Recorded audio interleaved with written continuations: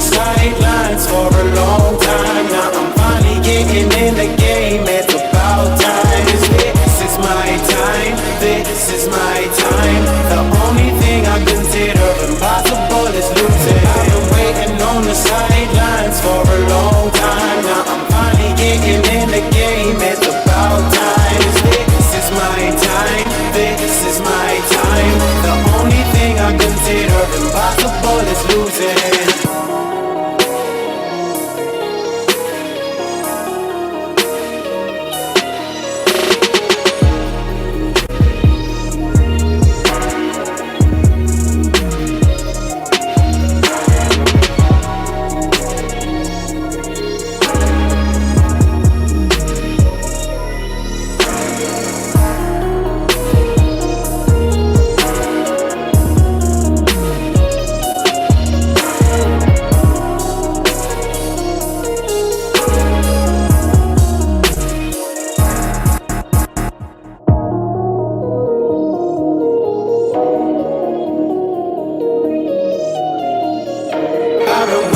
On the sidelines for a long time. Now I'm finally getting in the game. It's about time. This is my time. This is my time. The only thing I consider impossible is losing. I've been waiting on the sidelines for a long time. Now I'm finally getting in the game. It's about time. This is my time. This is my time. The only thing I consider impossible is losing.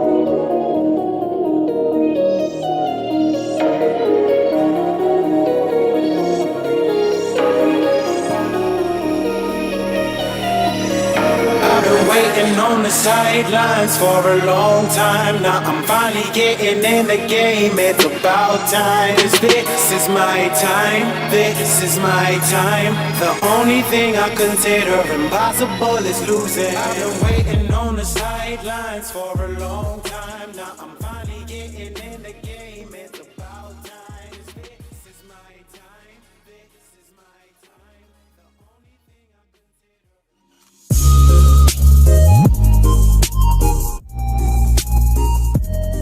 BetUS, America's favorite sports book, where you can bet on everything anytime. Sportsbook, live betting, and casino. To celebrate 30 years in business, we have the best bonuses in the industry. Get a 125% sign-up bonus and up to 30 risk-free bets. So what are you waiting for? Join now. BetUS, where the game begins. What's up, ladies and gentlemen? Welcome back to TD Fans Talk, home of the real Miami Dolphin fans. Y'all hit that like button on your way in the building. Let's go ahead. Let's not waste time. Let's go ahead and get the likes up now. 100 people in here, only 40 likes. Go ahead and punch that like button now. We got to have a conversation, all right? We definitely got to have a conversation, man. Tired of these ridiculous narratives. We got to talk. We got to talk. Punch that like button. I hope everybody doing good, though, man.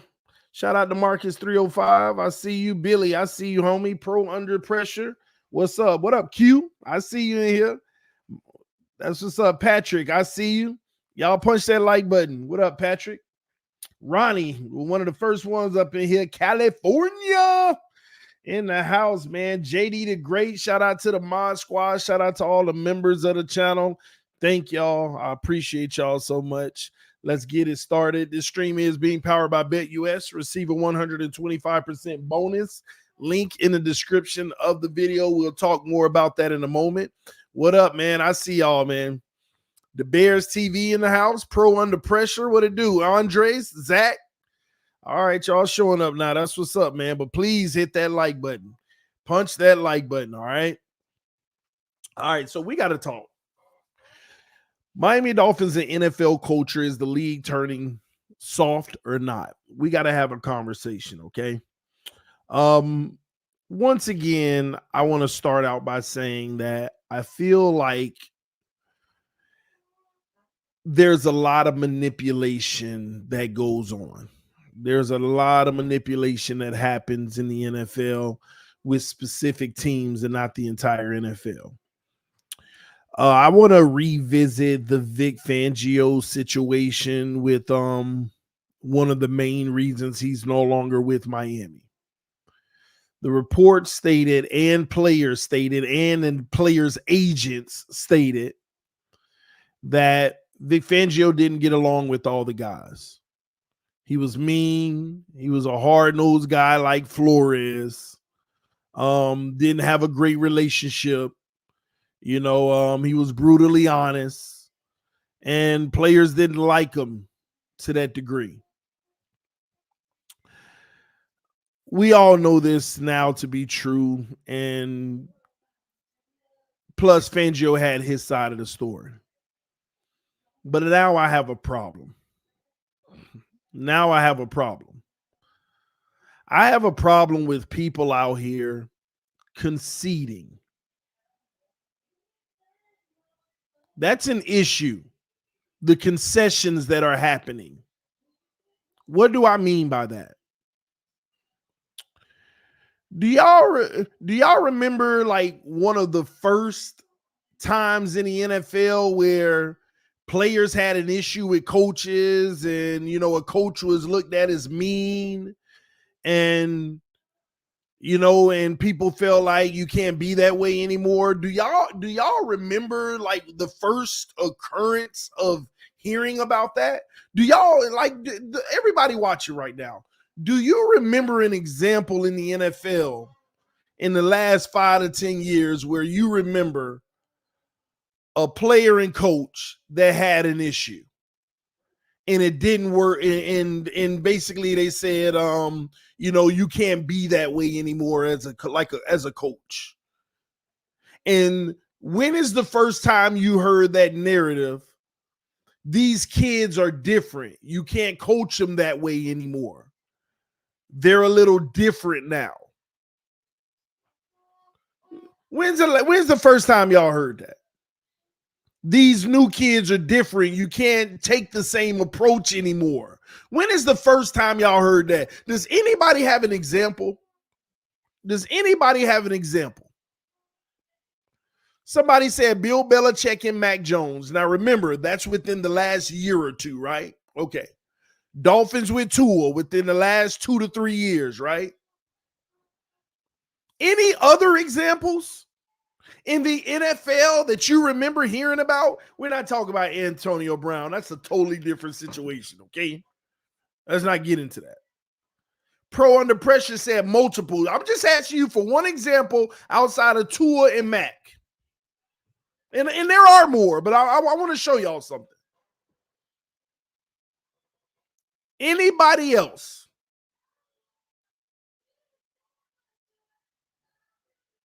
Nobody else got any other examples? Are you serious? Kyler? D-Hop?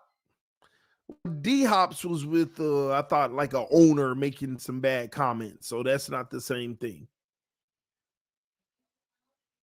All right. Here's the point that I'm trying to get to.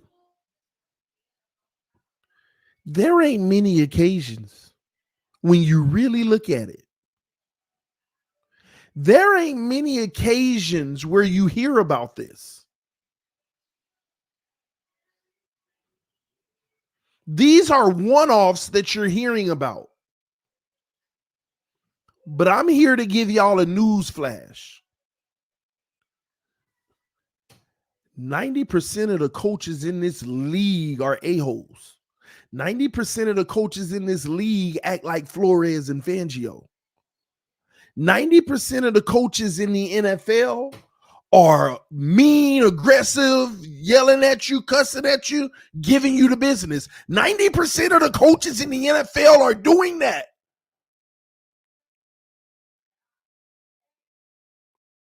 It's not this situation where, well, our coach was like that. No. Our players are the only ones sensitive enough to make it an issue to the public. Why am I bringing this up? Why am I bringing this up? And Patrick said, you can be tough, TD, without being an a-hole. That's fine and dandy, but the a-holes get the job done. The a-holes are winning the Super Bowls. Y'all must be don't know about Andy Reid behind closed doors. Bill Belichick. They the ones getting the job done. All this passive, you can get the message across without being that. They not out here winning. They out here making friends and losing.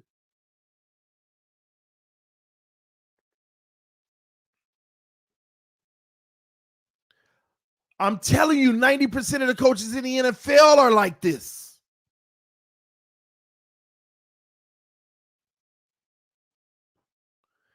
But here's what's crazy to me. I remember with Josh Rosen in Arizona. I remember Kyler Murray in Arizona. I remember the stories. That's when it kind of really started. All the stuff before that, there were bigger issues than that. But I remember back with the Arizona situation, that's when the real narrative actually started. The Rosen and Kyler Murray, situation in Arizona, that's when the narrative started. This is a new age of kids. You can't talk to them that way. Ladies and gentlemen, just because you have one situation and people make a statement such as this is a new era of kids, you can't talk to them the same way, does not mean you have to all of a sudden conform to that. As soon as we heard the first example of that, now you got everybody using it in every situation where a coach is being mean. Newsflash. There has always been soft players coming into the NFL, and there have always been hard coaches getting on to them. The only difference between back then and now is the fact that them players were ran up out of the NFL by these coaches. This is a job that you have to earn and play at the highest level and be a dog. And anything short of that, these coaches didn't want you on the roster. The other coaches supported it. The whole coaching staff operated that way. The general manager backed you up when a player came and said, I don't appreciate that. The general manager said, get on board or you out of here or I'll trade you. The owner didn't have a problem with it. That was the culture of the NFL from the bottom all the way to the top. This ain't no new situation. This has always been the case. But you know why you never heard of it? Because usually the teams never typically draft. They don't usually draft or invest in the pie players, in the sweet players, in the soft players. They usually don't pick you up. Even if you're a solid player, they didn't used to draft you. The pre-draft qualification used to be finding out if you're a dog or not. But now the pre-draft qualification is character. Tell me I'm wrong. The old qualification in the NFL, one of the number one things was, are you a dog? Now, the number one qualification is character. Look at CJ Stroud. Look at why the Panthers went with Bryce Young over CJ Stroud. They fell in love with Bryce Young's character. They looked at CJ Stroud's test scores and he said, I don't need a good test taker. I'm a good football player and I ain't got time to answer any questions about test taking. And they didn't like that he was at boxing matches with his friends pre-draft. And they said he might have character issues. Laramie Tunsil, he might have character issues with the bong.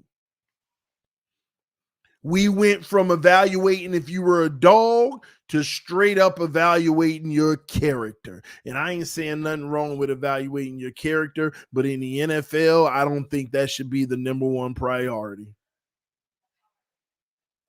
That's what's changed. And the problem with that is, since we used to go after the dogs in the first, second, and third round, we never had that issue with crybabies saying, you can't talk to me that way, because dogs can take it. First of all, dogs putting in that work to where you ain't got to fuss at them. And if you did fuss at them, they could take it because they hungry. They want that. They want that push. They want you to tell them they looking like trash so they could try to prove you wrong. That's what the dogs do. But you know what happened when they substituted it for character guys? You know what happened with them character guys? They start showing that they didn't have that dog, and they start getting emotional. And here's where the NFL fell off. The NFL fell off when the good character guys couldn't take it. But since you invested a first round pick in them, you got to cater to them now. Since you invested high quality draft picks on them, you got to actually care about how they feel. It reminds me of 3 or 4 years ago with the Raiders. Y'all remember the Raiders were on Hard Knocks, and they had this safety or corner or whatever. I forgot which one it was, but he came in cocky. He was like, what you going to do, cut me? He was cocky because he was drafted high in the first round, and the coach was trying to get through to him, and he literally told the coach straight out of his mouth, what you going to do, cut me? Knowing you can't cut me because I got a guaranteed contract. What you going to do, cut me? Cocky. You see what happened? And it showed clear as day. The coach was speechless.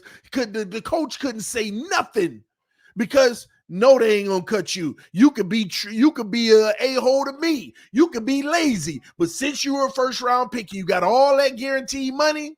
Yeah, they ain't gonna cut you, and I can't get through to you, and you could do whatever you want to do technically. And that's what he was showing them in his face. What you gonna do? Cut me? He literally said that on Hard Knocks,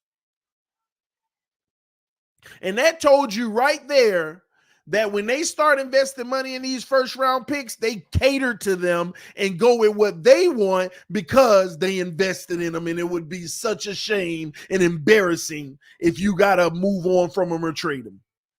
Why? Because you went after these entitled, cocky, self-centered players or just soft players. And that's the issue in the NFL. So every time I hear this, yeah, Fangio, I get that it's his defense and he should have a right to coach it the way he wants, but you got to change with the times. The crazy thing is the times haven't changed. We've taken one example and we've made that the norm. And every time we say you got to change with the times, you're actually changing the times. This is what people need to understand. The times have not changed, but every time you say you have to change with the times, you're actually changing the time. You're actually making it the new year, the new type of league, every time you feed into it.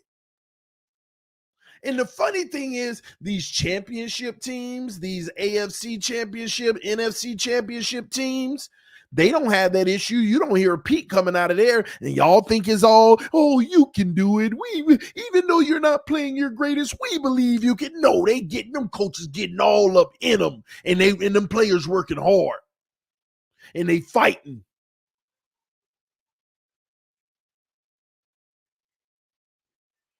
That's what's happening in the NFL. And we out here making excuses for it. Yeah, but the way things are now, you can't really be. Why? Have we ever asked ourselves why? Why could you be the mean guy before, getting up in the players, and why today can't you? Let's answer that question honestly. But everybody making excuses for the players, but you can't be like this. You don't want to answer that. You know why? Because it makes you look soft. because the true answer doesn't go back to nothing but you are soft. And I'm not talking about just the passive people naturally. You can be a passive player. Tua's a passive player, but are you allowing the coaches to get under your skin into which it's hurting your feelings? Because that's the problem. In this war, in this game of war, this is a game of straight war almost to the death. You're out there fighting for it all. There ain't no feelings involved. Emotions. Going in the mirror, asking yourself, are you good enough? Ain't none of that. Those are tales. You can't talk to people like that.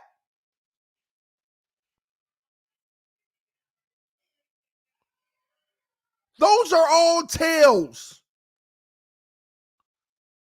It's the reality. And you get good coaches in the building and you can't even keep them because the players can't take it. The players can't take what it takes.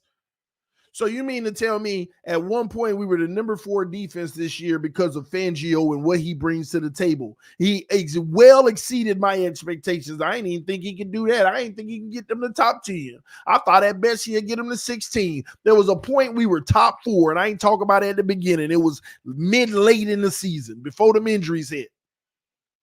Top 4 team because the coach was getting up in that, being honest, brutally honest, telling you what it is, telling you how you gonna do it, and it was working, y'all.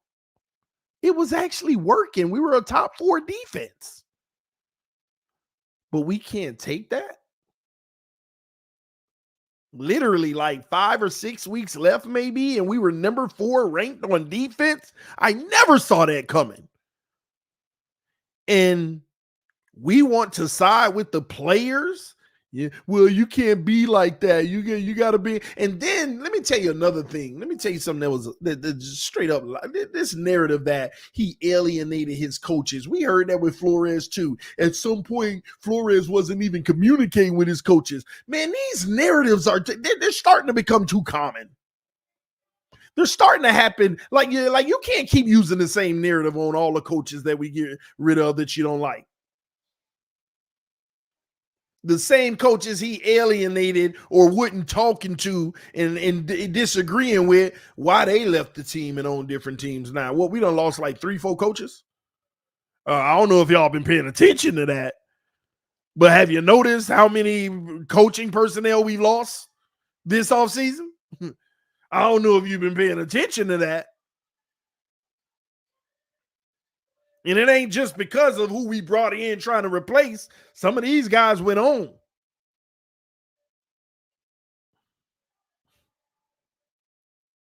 But yet, he was even having problems with his coaching staff. Come on, man. This is why these narratives, people need to stop trying to sell us on stuff just to make their point more right. No. Truth be told, whether Fangio wanted to be here or not, he was the perfect coach for us. And I didn't think he would be able to make this group what he made it, but he definitely proved me wrong. And he top 4 with like 5 games left. Come on.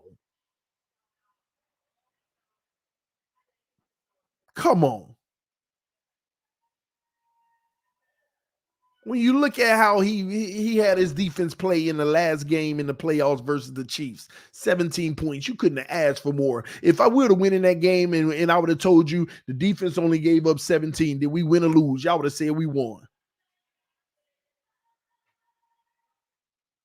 Come on. Made it tough on Buffalo. Offense just couldn't do nothing.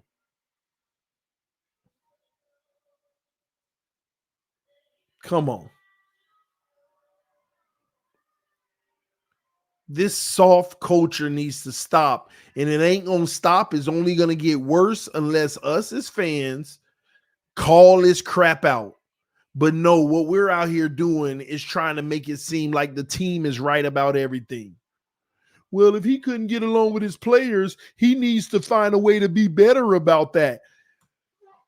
What? Like, why is football any different from you going to work every day, doing your job? Your boss telling you, I need this done by 5 o'clock. And if you don't get it done, then I might have to write you up. You're not performing well. Well, you can't be talking to me that way.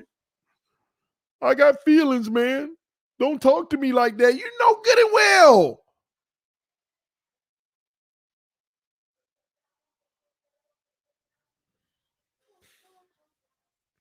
You know good and well that ain't gonna fly. And this goes back to a bigger cultural issue. Like society is even changing. Words hurt more than physicality now. Words hurt more than physicality now. And when did that start happening? Why is it happening?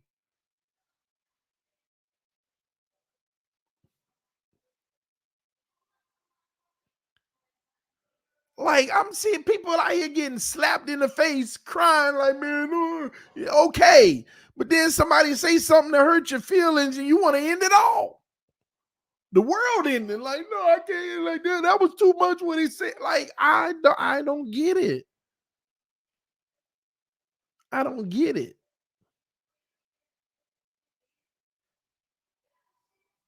It's like a breakdown in the fabric of society where words now can move you. Now it shows a sense of intelligence and maturity for the people who don't allow words to move them. Like, that's the new status of a real person. Everybody else is get all emotional over words or typed words and stuff like that. And I could be wrong. This is just my opinion. For those who are going to be mad at me for saying this, is just my opinion. But those people who let these words hurt them like that, I'm sorry. There was something in your upbringing or something that didn't connect to where you were created or made more emotional than you should be. Or allowed to think that that words are that important. There was some type of breakdown in your upbringing. Some type of breakdown in your upbringing. It could be parents, it could be environment. I don't know. I have no clue for every individual. I just know I wasn't brought up that way. I don't have it in me. I have empathy. I'm an empathetic person, but I'm not. At the end of the day, it happened.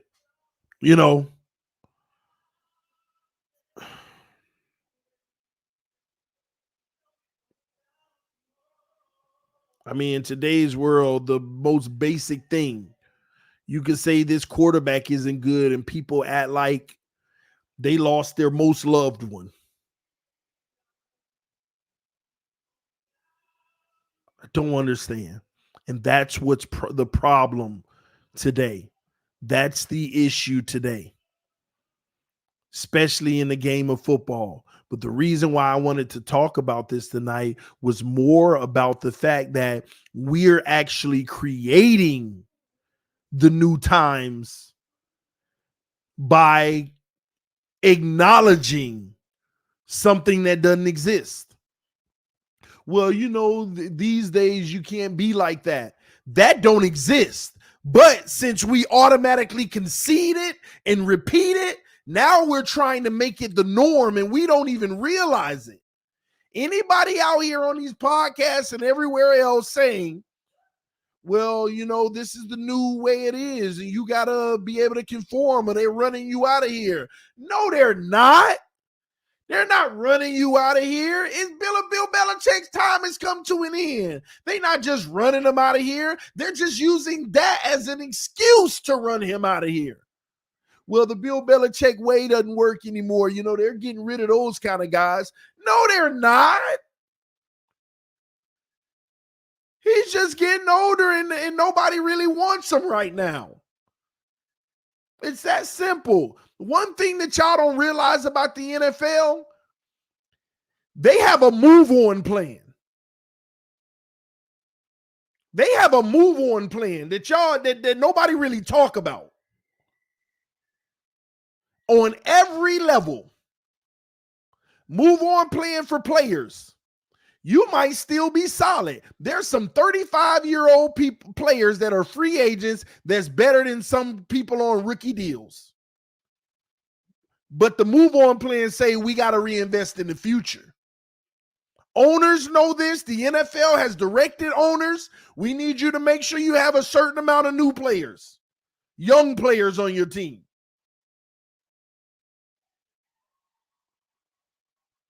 Yeah, there may be some free agents, this and that, but we encourage y'all to always look at the new.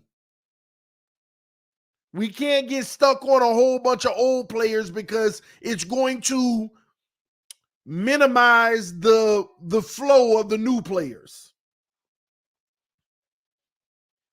There's some 31-year-old players that are way better than some of these rookies.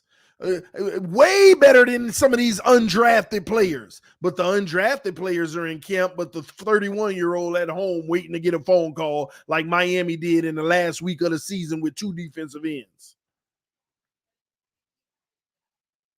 There's a move on plan in the NFL. Same goes with coaches. Bill Belichick, you've had your dynasty. You might even find your way coaching once again after this year. But Bill Belichick ain't going to be relevant as a coach in 5 years.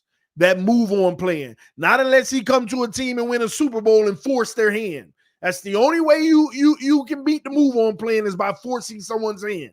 You could be a great player on a bad team. You're going to fall victim of that move on plan. Now, if you're a great player that's old on a good team, they can't hide it. That's the only way that you could try to keep surviving. It's that move on plan. But they're using the hard-nosed coach isn't really the thing anymore in the NFL. You done lied to me. You done lied to me. 90% of these coaches still hard-nosed. They just don't do it out in public. That's why they hush mouth when they get in front of a mic.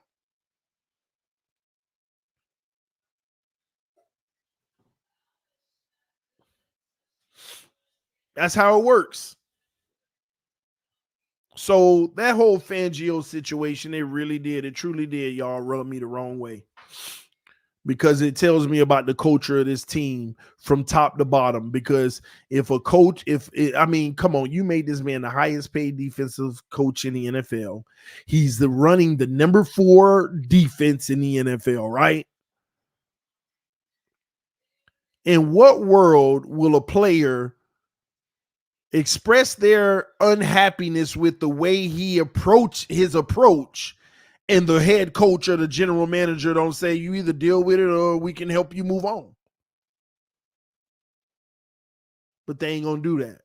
They ain't going to do that if their young guy, Javon Holland, is the one complaining. I'm not saying he is, but they're not going to do it if he is.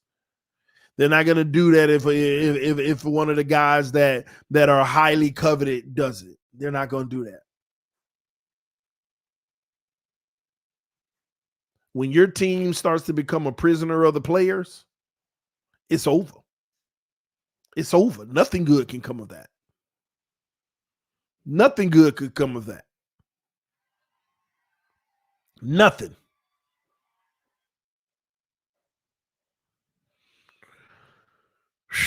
But it is what it is, man. Y'all hit that like button. We got 250 in the building. Y'all please punch that like button. I wanted to finish up some of the questions too that y'all were asking that I didn't finish last time. Also, on the next stream, probably tomorrow at some point, we're gonna go over some film study. Man, I've found some things that really got me sick, man. I've been seeing some things on film that really has me like mad at the whole operation. The whole operation. I've told y'all a million times, I'm a Mike McDaniel guy. I like Mike McDaniel. I've made excuses for Mike McDaniel. But man, what I'm starting to see on film, bruh, Tua definitely ain't the only issue.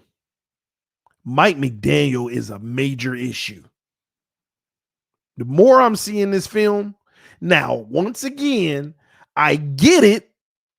When I show you what I got to show you, shame on Mike McDaniel. But at the same token, I get it because the quarterback that you have, I get it.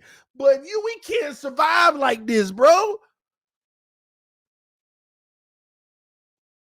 We can't survive like this.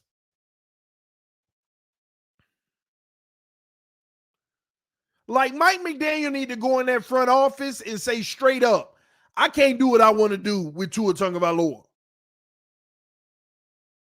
And if it ain't Tua that's causing what I'm seeing, then Mike McDaniel is a fraud. There is only one excuse for what I'm seeing on film in them last games of the season, the last 4 or 5. There's only one excuse, and it got to be Tua. Limiting what we can do. Because if it ain't Tua, Mike McDaniel is a fraud. When I show y'all the things that I need to show y'all, shame on Mike McDaniel. But I can understand if your guy can't deliver outside of what you're trying to do. But at this point, I don't know. Because even if Tua can't deliver outside of what he want to do, some of the stuff still just atrocious what I'm seeing. I'm like noticing stuff on film. I'm like, and I ain't just talking play calling. I'm talking about play design. What he's asking Tua to do, how basic it is, how elementary.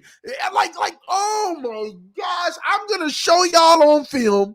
There are plays where 5 receivers are going out to run, 3 receivers, a tight end, running back, whatever order.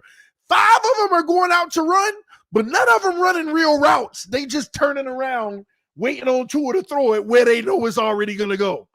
Like, can you imagine having an offense where the quarterback says hike, stares at Tyreek, and the other 4 receivers run and turn around and look at Tyreek to see if he caught it? What? I'm seeing it all over the place. Like, what if they quadruple team Tyreek there? The rest of them just turn around to see if he caught it. They not even on a route. They not even really running a route. What kind of offense is this? A one-man show for real, for real, for real?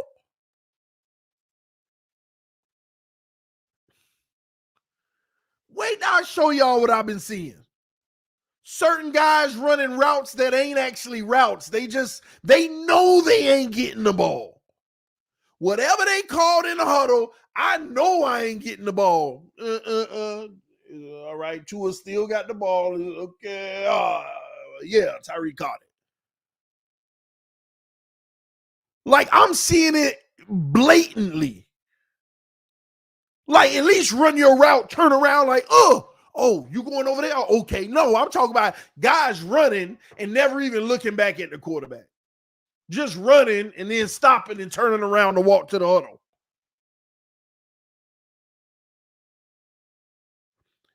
And what I also realized, I know why Tua ain't going through his progressions now.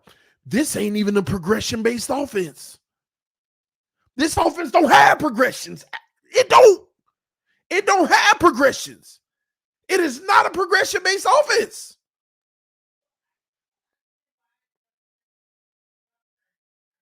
We sitting here, he ain't going through his progressions properly. When the first one ain't there, he panics.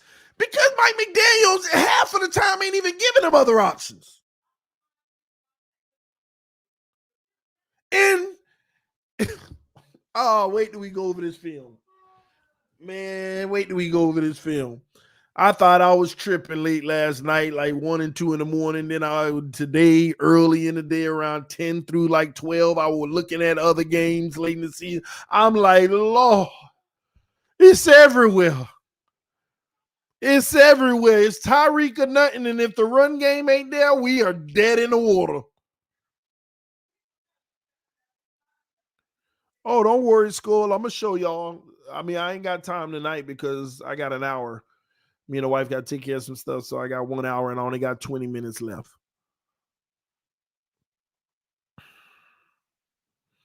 TD, you said that we knew that there were no other progressions. I've been saying it for a while, but you don't understand. I say it for a while because I know we got our gimmick plays that give options, right? But in them last few games, man, it was so blatant. It was so blatant. It was too blatant.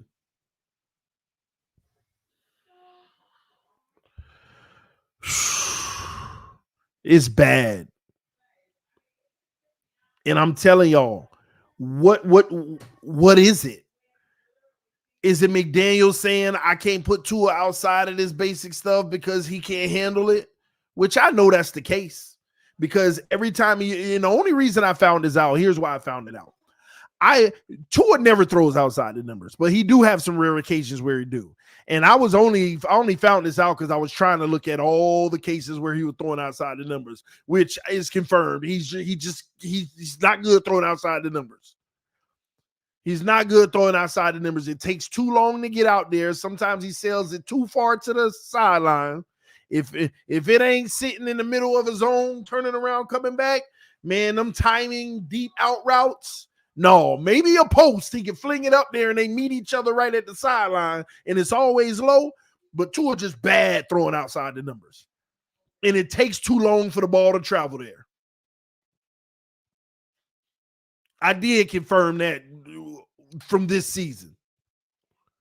But in that process, I just start looking at, okay, if he's not going to go there, then where should he go on this play?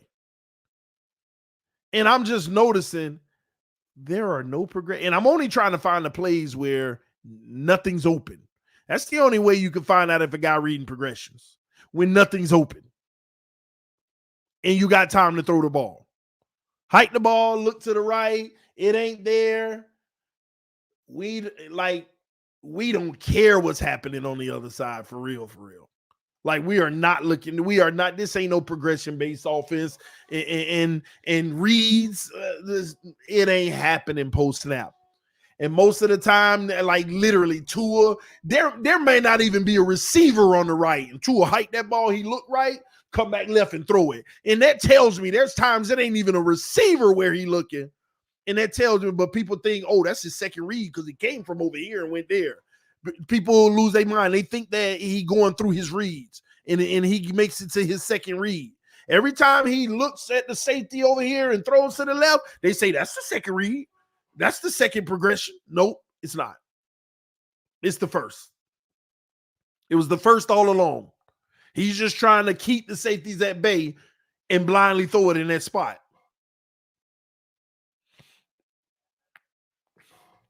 I actually can't wait to go over this because it was so egregious what I was finding. I actually can't wait to go over it. And what it shows me is Tua makes a few plays here and there when everything is perfect and the receiver has a big wide open gap in the field. But I was also looking for the throws that were covered but could be an NFL throw, like fling it out there right over the defender and stuff. Like these things don't exist on film often. They don't exist on film often. This is why everybody says he lacks that it factor, that whoa. But Mike McDaniel, there's plays where you got two guys in the same area. Like, oh my gosh, that last Buffalo game, y'all got to see that one for sure. There's plays where guys literally running in the same area. And you're like, what kind of play design is it? But it tells me the reason why they doing that, and it don't matter because it's already, we're not good to play. When you call the play, we're not even going there. It's like Mike McDaniel is saying, on this play, this is your guy if you get that coverage. Don't worry about what everybody else doing. It's almost like he running guys into each other, but we not worried about y'all anyway. So it's like, this ain't offense, man. This is pick your guy, let it fly to the fullest extent. and primarily force feeding the Tyreek. Force feeding the ball to Tyreek. Bad, man. Anytime you get them other guys on the field, Cedric Wilson and all of those guys, it's going to Tyreek 90% of the time. Just bad, y'all. I'm going to try to do that film study tomorrow. I'm going to try to get that in tomorrow. Q, yeah, you're right. It's timing routes. All the middle of the field timing routes are A1C. What Buffalo was doing in that last game, though, was what I've been telling y'all for 4 years now. Run this specific coverage. Tua can't do anything. They were running cover 2, man press coverage on the outsides. Cover 2, man press on the outside. And they were not switching the wheel route all the time. That's all you got to do. So when you hike that ball and you lead them 3 linebackers right in the middle tight, when you hike that ball, the first person to look to, he got a defender right next to him. Now what you going to do? And it was a disaster most of the time. There were some plays that were made because we caught them out of that defense, or we caught them wide in that defense to where they let us get to the second level in that wide open zone. A few of those. But outside of those few occasions, no. And what you'll see on film as well, our passing game, even though we had a lot of yards this year, especially against the better teams, our passing game was horrendous. We ran the ball better than I thought. The run game bailed us out a lot. And this is why everybody was tripping on Twitter today because y'all notice they've been throwing all this EPA up all season. Tua's top EPA in this and top EPA in that. He's going to be top EPA when he got all them yards. But when they put that screenshot out today from PFF on quarterbacks who are trailing by 1 touchdown and quarterbacks who trailing by 2 touchdowns, when they put that chart out and everybody was all over the place and the great ones was way over in the corner up there, and everybody like, where Tua? Where Tua? And he was way down in the bottom corner all by himself with a big old gap, which showed you no clutch ability. If we're not up, he's horrible. If we don't have the lead, it's horrible. I mean, he was like so far in the corner at the bottom left by himself.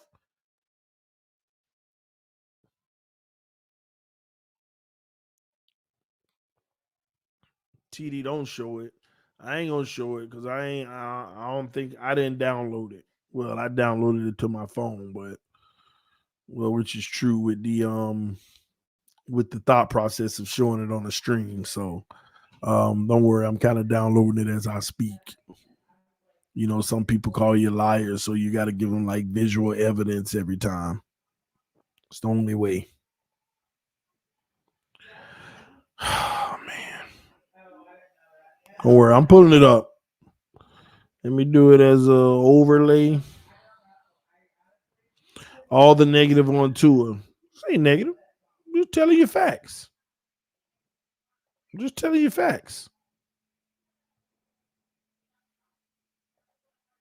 There it is. Y'all see it? 2023 quarterback EPA when trailing. Minimum 250 dropbacks. The bottom EPA went down by 1 score. He's the lowest when down by 1 score. The other one going up and down, EPA, well, he ain't the lowest. Actually, when you look at it, Lamar Jackson and Ryan Tannehill is right back there with him for down by 1 score. They ain't closing it. EPA down by 2 scores or more. That's the one when it's 2 scores or more, it's even worse. And y'all know why that is, right? Y'all know why he's one of the worst in the NFL when trailing, right? Y'all do know why, right?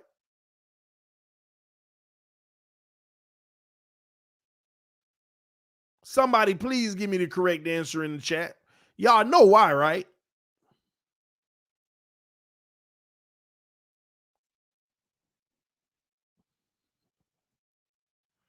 Because it's the one area that has carried him that nobody really give credit for carrying him. It ain't even Tyreek. What's really carried this team to do what it's been able to do has been the run game. And when you're down by 2 touchdowns, what's the one thing you can't do? Run the ball. The run game is the reason why we be moving the sticks forward this year. Remember when the offense looked good early on? How many times we just run the ball down their throat and then the play action and he have the easy throw and then we just keep running the ball? Because a lot of times what people don't realize, Tua did a lot of checking down and went for a lot of yak this year too. Because when you load that box, you get it to the outside, the playmakers can make plays. But this in large part has to do with the fact that when you take away that run game from Tua, he's not a guy that can carry that offense. He's not a guy that can carry the offense. Look at the guys at the very top. Josh Allen, Kirk Cousins, Brock Purdy, Dak Prescott, CJ Stroud, Jalen Hurts, Justin Herbert, Trevor Lawrence, Patrick Mahomes, Joe Burrow in there, Tannehill for 2 scores or more. That's what it is. And Lamar Jackson, 2 scores or more is up there too. Then you got some people up in the middle, like Mac Jones is even up there for 2 scores or more. He plays better. But in some cases too, we do recognize a lot of that be trash time for some of these quarterbacks. But some of them just play great football when they're down to try to bring their team back.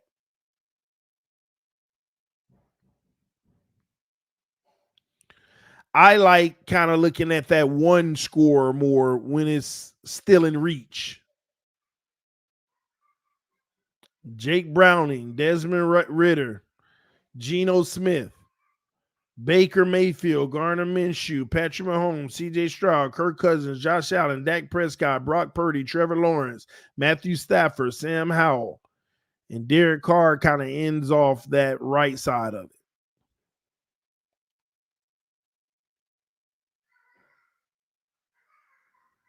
So, yeah, that's part of the issue, man. And he's off the charts, too. Like,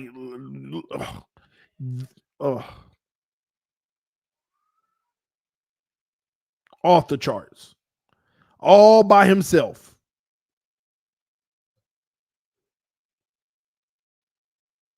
Now, mind you, one thing to remember, too. These sample sizes aren't large. Now, 250 dropbacks is large enough to do the study. But this isn't their entire game. This is only when trailing. How well do you play when you're down by 1 score and 2 scores? And he's Tua's the worst in the NFL. But when you look at it, in all the games we won, we were front running, right? In a lot of cases. Maybe with the exception of 1 game. 2 games, because the Giants jumped. I think it was the Giants that jumped out 14-zip. Either them or Carolina.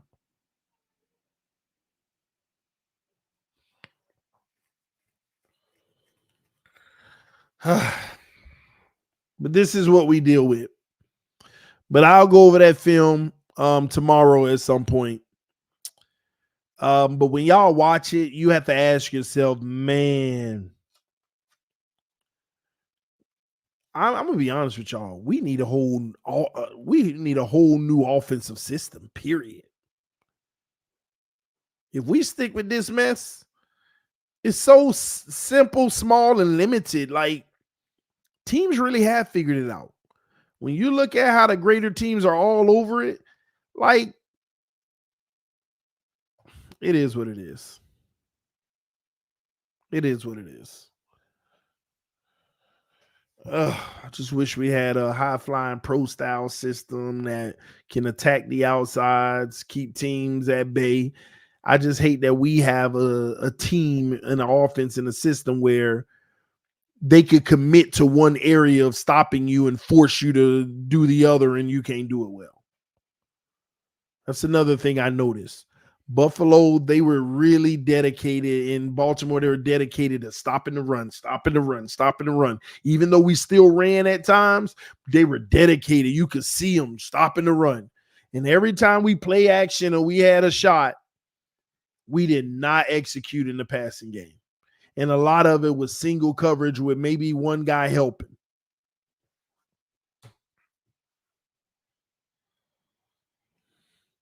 This scheme really isn't pro style, TD. I know, Q. That's what I'm saying. That's what I'm saying. I want a more pro style system. We're running, I don't even know what to call it because it ain't even fully the West Coast. It's like a motion, a hybrid. I mean, ain't no name to this. This is a hide the flaw system. What work? This is the Tua system. This is what works for Tua. I'll put it like that. Let me read these super chats real quick. Did y'all not see Sean Payton chewing rust out before season end? It's a grown man league. Anyone can get it. Yeah, man. Would you rather have kept Flores and trade Tour opposite? Keeping Flores, it's not that I would have rather kept him. I didn't know. The problem is we didn't see it out into its totality. Let me tell you something about the Flores era real quick. People have shown that they have such hate for him, like personal hate, that it just allows them to, in my opinion, not even think logically. Like people literally hate him. And in large part because of Tua. And the reason why I say that is this. Let me name a few false narratives that people spew to make themselves feel better about firing Flores because of their hate for him. One thing that people say is Flores didn't want talent on the roster, which is the dumbest thing I've ever heard. When you say something like Flores didn't have Armstead, Connor Williams, Tyreek Hill, Jalen Ramsey, Bradley Chubb, et cetera, et cetera, et cetera. Well, they wouldn't have been here because Flores wouldn't have wanted them. It's just stupid. It's just ridiculous. Just not true. Not true at all. These are the things they tell themselves to make themselves feel right about not liking him. Flores couldn't keep a offensive coordinator. Well, Mike McDaniel going on 3 in 3 years on the defensive side of the ball. Do you hear the same cries? Do you hear the same complaints? No, you don't. At least the man was smart enough to say, you ain't it, let me find another one. You ain't it, let me find another one. Well, he couldn't land a great one. It's not easy to land great coaches. Well, Mike McDaniel landed Fangio. Fangio didn't want to be here. Fangio told you if it wasn't for the NFL stepping in, he would have been an Eagle last year. And you had to make him the high pay. You had to pay more than your head coach.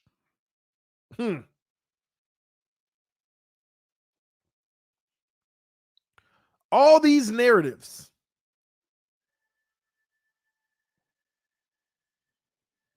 Fangio didn't get along with his staff. No, not just the players did he demand perfection. He demanded it of his staff too. Back to that soft mentality. Let's not act like coaches can't be soft either.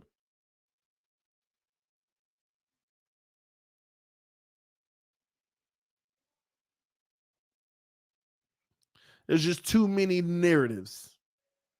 But what I do know is that Flores got results in his hard-nosed approach.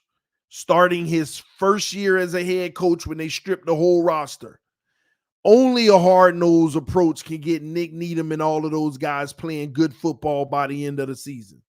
Actually developing players. Actually looking at a defense that looked like the worst in the NFL and got them playing solid by the end. A whole bunch of no names. Only tough-nosed good coaching can do that.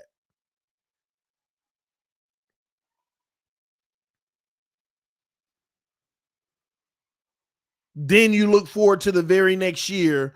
The man won 10 games and missed the playoffs. When Mike McDaniel won 9 and made it, just a luck of the situation in the conference that year. 10 games. Brings it back and win 9 the next one, if I'm not mistaken. One or the other. Maybe I got them backwards. I don't know. With none of the talent that we have now. None of the talent that we have now. And I'm going to tell y'all this. This is a question that a lot of people don't like to answer. A lot of people don't like to answer this question.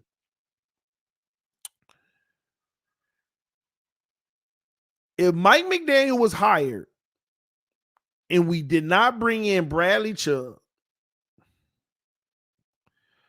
David Long, Deshaun Elliott, Tyreek Hill, Connor Williams, Teron Armstead, Jalen Ramsey,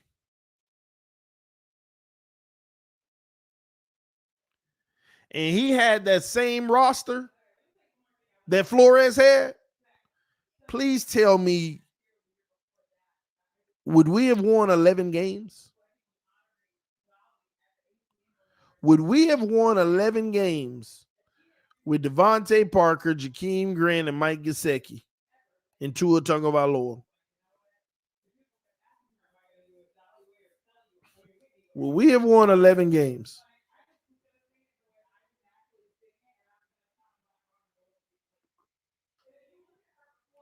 How many games y'all think we'd have won? Put it in the chat.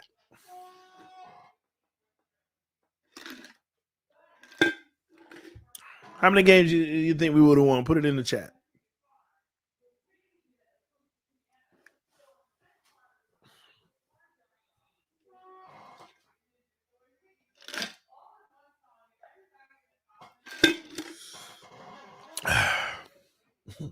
A lot of people don't want to answer this. A lot of people don't even want to entertain this because it makes the point. It makes the point. That's the only issue I got with Mike McDaniel. With all of them guys I just named, I want y'all to really think about this. You already got a young core. You already got some solid, good players. But when you add Jalen Ramsey, Deshaun Elliott, David Long, Bradley Chubb, Tyreek Hill, I didn't even say Achane and Mostert. I ain't even say them because they weren't here. And you add Teron Armstead, Connor Williams. That is 9 starters that are legit.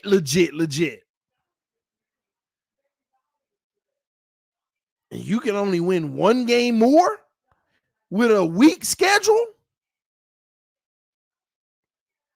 And the only games you won were the weak teams? That's the only reservation I got about Mike McDaniel. That's the only concern I got. Are you a great coach? Especially after what I'm seeing on film now, even with your specialty offense. I'm concerned.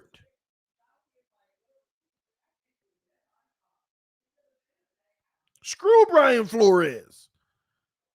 Let's act like it was Adam Gase for all I care.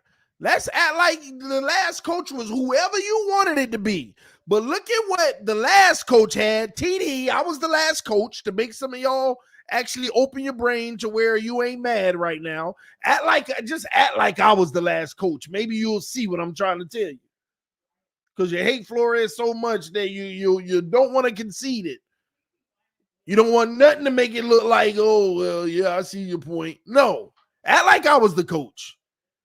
9 players. And let me name these 9 players again. All starters, by the way. And 7 of them are legit. The 2 that ain't legit, but they solid starters was Deshaun Elliott and David Long. But the other 7, Jalen Ramsey, Bradley Chubb, Tyreek Hill, Teron Armstead, Connor Williams, Raheem Mostert, Devin Achane.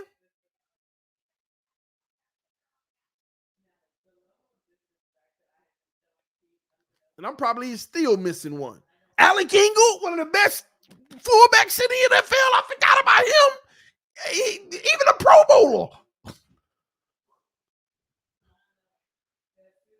You added those 10 players, bro. I'm telling y'all. I'm telling you. You could have took them 10 players to any roster in the NFL with any. Oh my gosh. When you add all of that, and the best you could do is one more win than what you've been doing without all of that. And it ain't like we lost any other players that replaced them like that. It ain't like we saying, well, we lost an elite player and got that one back. No.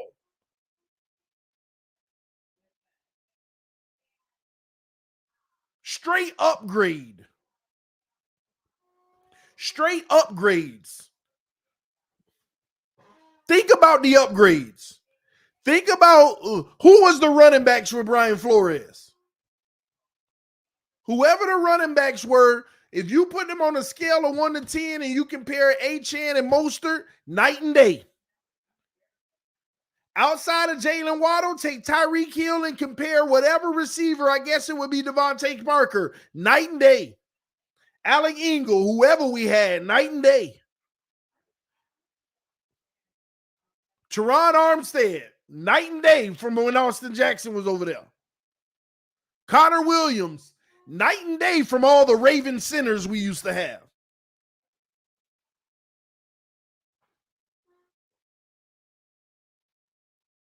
Night and day across the whole entire board. The only one that ain't night and day, but is still a gap, was Ramsey and what's his name? Byron Jones. And Byron Jones ain't play enough for us to even say that. He ain't play enough for Flores because he was hurt.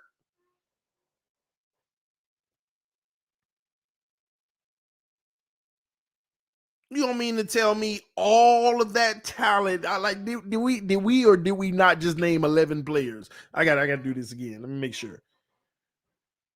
Sean Elliott, David Long. I gotta make sure I get this right. Ramsey, Chubb. Okay. Tyreek, Alec Ingold, Raheem Mostert, Devin Achane, Connor Williams, Teron Armstead. 10 players. Am I missing any that weren't here with Flores that are legitimate right now? Am I missing any? Cater don't count. He ain't balling anyway. Claypool ain't balling. I'm talking about guys that's balling. Not all them other scrubs. Ballers.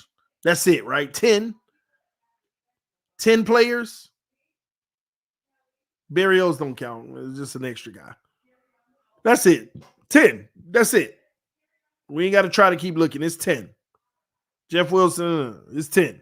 Okay. Van Ginkel was here already. But we got 10. Okay. Holland been here with Flores. All right. But okay, let's stop. 10, right? Now let's look at what you already had here. Plus those 10. Javon Holland is 11. Xavier Howard is 12. Christian Wilkins is 13. Jalen Phillips is 14. Zeeler, 15. Van Ginkel, 16. Waddle, 17.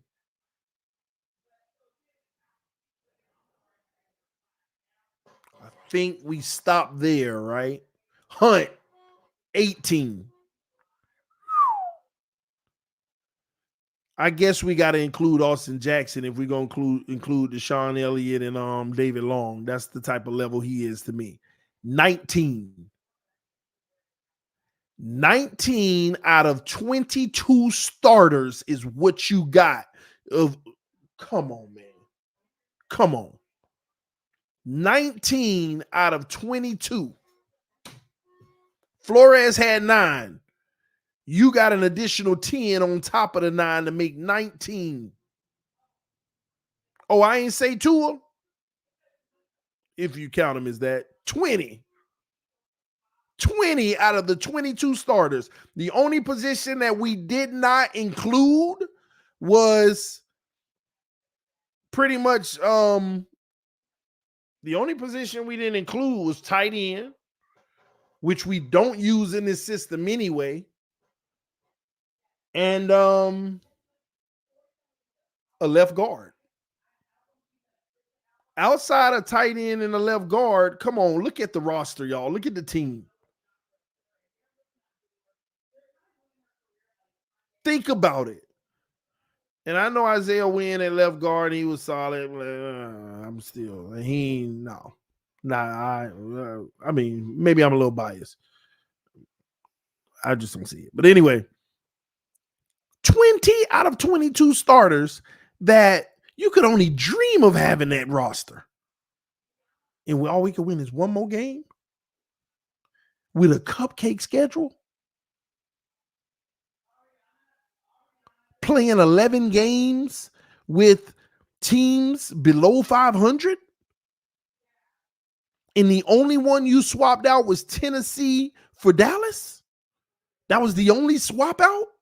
Lost to below 500 with Tennessee and beat above 500 with Dallas. That's the only swap out all season. Come on, man, make it make sense. And we around here overinflating what we really were. That should tell you all you need to know. That should tell you all you need to know. All you need to know. And that's why I'm so strong on my opinions. That's why I could tell you in preseason what I see coming, and it ends up going exactly that way.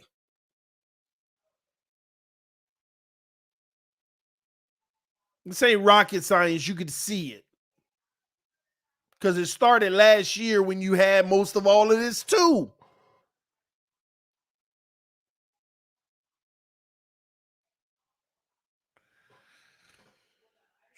Somebody said you say that, but it's the best season in decades. It was gonna be by default. I could have been the head coach, and we would have won 11 games. Maybe 9. I would have probably lost the Chargers game, and I would have probably lost the Dallas game. But the other games, we were front running. It was just too easy. I could have called anything. But and I'm only saying that right now, assuming that I would be a terrible coach. That's why I said Chargers game was close, so I would have probably blew that because I ain't no coach. Dallas game was close. I would have probably blew that too because I ain't no coach. But all them other games, I don't even have to know what the play is. Zigzag X22, whatever, Spider 9, WXYZ. Run it. And we probably would have won. I ain't know what it means or what it does. And we probably still would have won most of them games. Because at some point, talent trumps. Talent is going to get wins. Coaching and execution is going to get wins against other good teams. You can win games if you got more talent than the opposing team. But when they got talent too, that's where the coaching and execution comes into play. And what did we do against the other good teams? Fell flat on our face and got embarrassed every single time and actually looked abysmal. Do you notice our wins and losses were night and day? It wasn't close. Like, oh, we barely lost that one. Give me a loss we barely lost. Give me a true loss that we truly barely lost. It might have been only 7 points, but it felt way further. Give me a loss that we truly was like, man, that one, if we could just make that play at the end. Nope. And don't tell me about one that we could have tied it. No, win.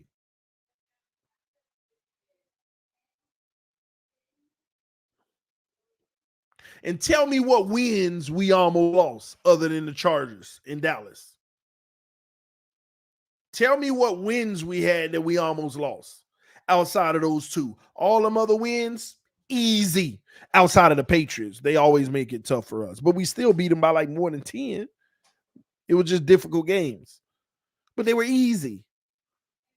And y'all don't see this? The issue ain't just Tua. He is an issue, whether y'all want to acknowledge it about. The overall issue on this team is you got a quarterback that limits what you can do overall. You got a coach who is trying to support that, but making himself look bad in the process. You got a young coach that ain't a great play caller, a situational coach.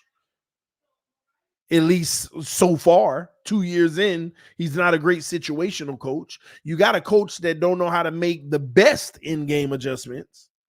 You got a coach that don't know how to rally the troops and get them on their toes in those critical games, getting up in them. Have y'all ever seen Mike McDaniel in the middle of a game go over to the sideline when they lose? Like, gosh, we're like getting in them and saying what we need. No, he sits over there. It's all right. It's all about how we react to this. It's about what we do next. It's about blah, blah, blah. See, perseverance is what I love right now. Oh, this is perfect for us right now. And now all it does is gives us opportunities. Every time it's tough, it's an opportunity to show that we can overcome. And you never overcome.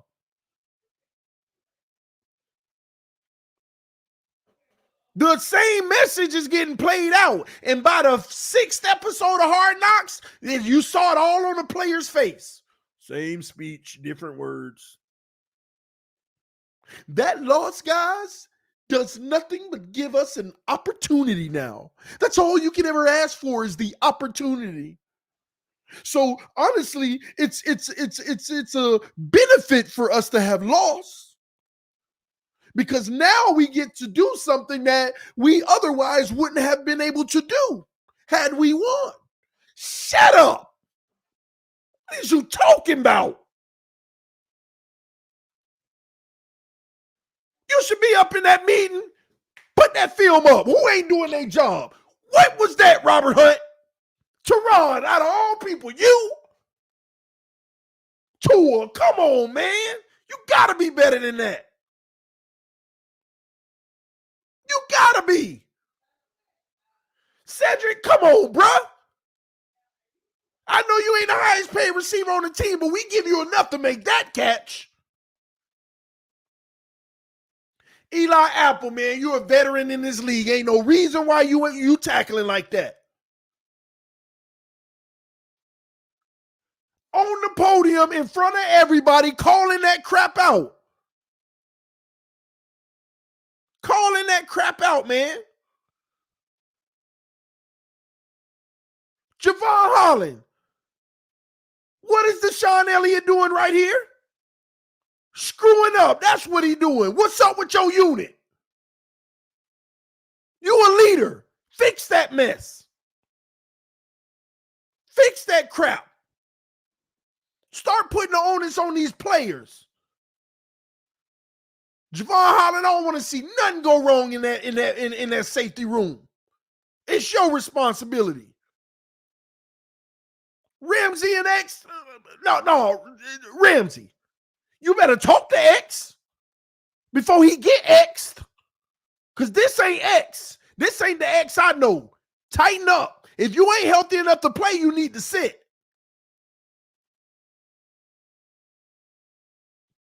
But no, you can't talk to people like that. You can't have accountability in the locker room. You got to tell them, X, I know you're dealing with your growing. We want you to make the best decision for the team. And what's his demeanor? Yeah. All up to him. No. It's the problem we have.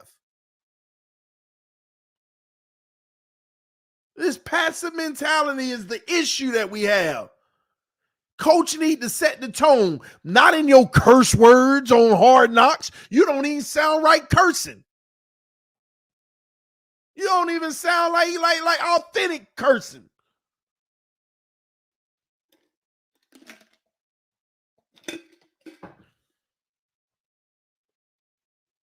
Them curse words don't make you a tough coach. Everything I just said was downright the truth, hard-nosed, in your grill, and I ain't had to use one piece of profanity. That cussing don't make you seem like you about business, because you ain't cussing directly at none of the players anyway. You using curse words in jest and in general, describing things that don't exist.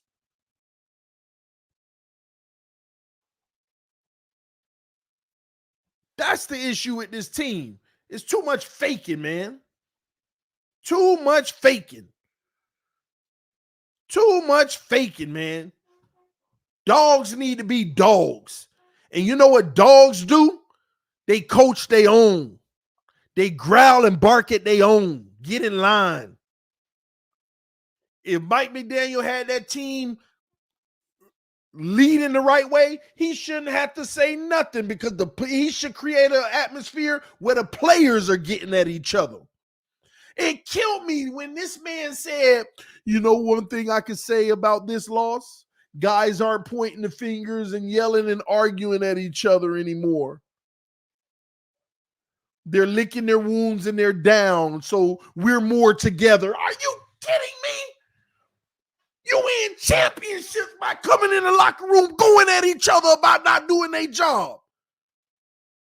That's how you win championships. That got guys in like they'll never admit it, but when you going at each other in a locker room and you going at it and you holding each other accountable, when one of them making excuses, but it don't matter. As long as you arguing back, mean you both care.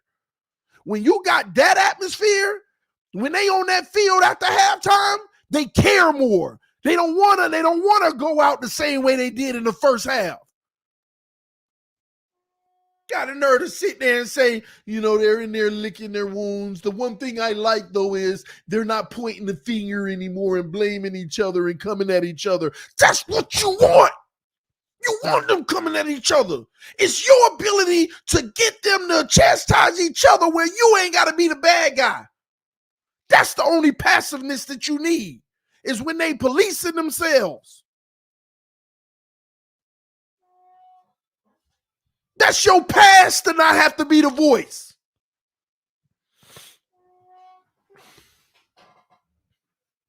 I don't want to hear no nod in front of the media.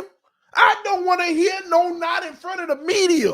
Media ain't in there no halftime. They outside the locker room getting their interviews before they go in. They ain't in there no halftime.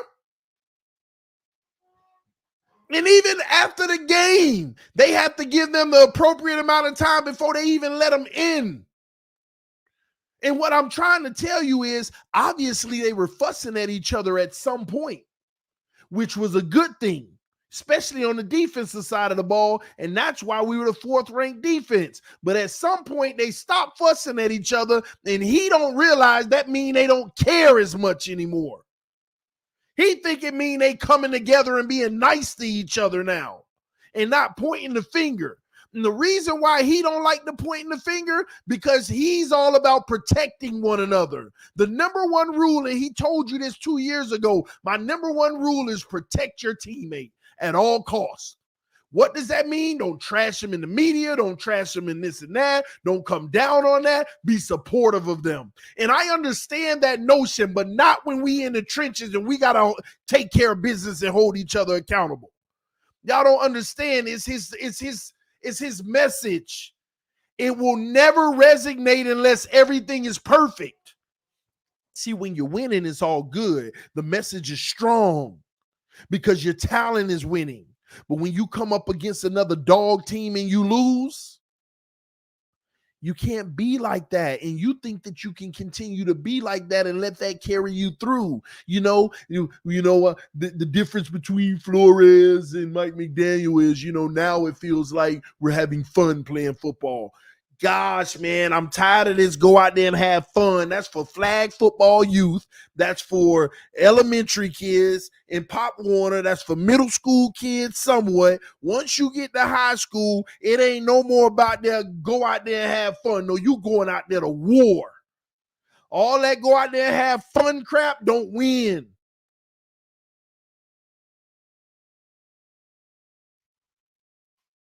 You on the highest level of the sport.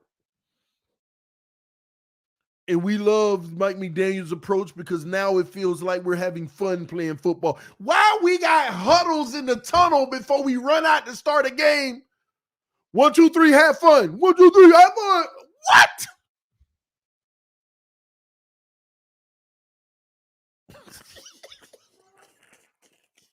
Oh, you can't make this up. 1, 2, 3, have fun. I done heard it all. Oh.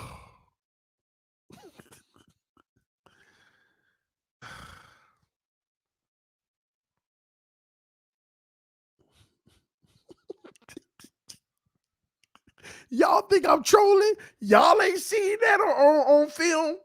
There's film out here of us in the tunnel. Don't forget, guys, let's just make sure that we go out here, we do our job, and let's have fun. 1, 2, 3, have fun. 1, 2, 3, have fun. What? Oh, y'all think I'm trolling right now? This is real. I'm not making this up. I'm not saying that to make y'all laugh. Am I the only one saw that? Yes or no in the chat? Yes or no? Am I the only one that saw that in the video? Oh, show us, TD. I don't have a video. I saw it. I don't know if it was on Hard Knocks or something. Good Vibes on 3. I saw that.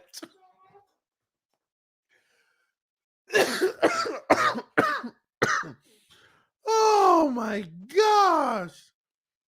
Yeah, man, I saw it in the tunnel. Yeah, man. Bro, you ain't trolling. This low-hanging fruit. It's just right there, bro. I don't even be trying to listen. I ain't trying to bring it up. It just came across my head because this is what we doing.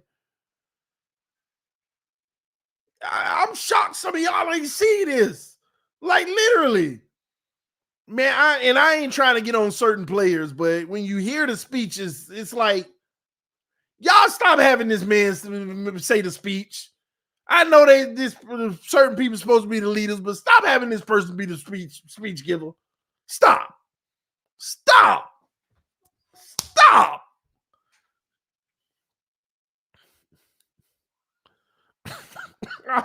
I'm done, man. Y'all got me going over my time. I told my wife an hour. I'm shocked she ain't come in here and give me the death eyes. We an hour and a half. Oh, man. Oh, yeah, let me read these super chats, man. Sorry, man. Oh. Watch Reek interview Tua. They're the same height. I saw that earlier. Salute, TD. Salute to you, man. Salute to you. Where Tua's limitation, the reason why Chan Gailey left after the 2020 season. Yeah, because Chan Gailey even told you from day one, Tua will get it one day. It's just a matter of when he'll get it. Exact words. He'll get it one day. It's just a matter of when. Gailey said that. I'm no Flo fan, but no sane person can argue Flo didn't do more with less than McDaniel. The downright hatred for Flo started with him bullying Tua. Yeah, and all facts, Slippin' Jimmy. All facts. One of your best, yo. I'm dying. Man, I'm not trying to make y'all laugh. These ain't jokes. This is real stuff that's happening on this team. Y'all act like y'all act like I'm telling y'all something and adding a twist to it. Tell me where I deviated from what really happened. I just told you what really happened. They be up in the tunnel saying the weirdest thing. Man, this whole team weird, man. The whole team weird. Did y'all see them on Hard Knocks talking about Taylor Swift? You talk about one of the most weirdest moments ever. If y'all ain't see it, go check out Hard Knocks in one of the last episodes. I don't know which one, but just that little 1 minute moment where, who was it? Tua McDaniel and somebody talking about Taylor Swift. Just one of the weirdest exchanges I've ever seen. Man, something ain't right. Something ain't right. Something ain't right, man. Man.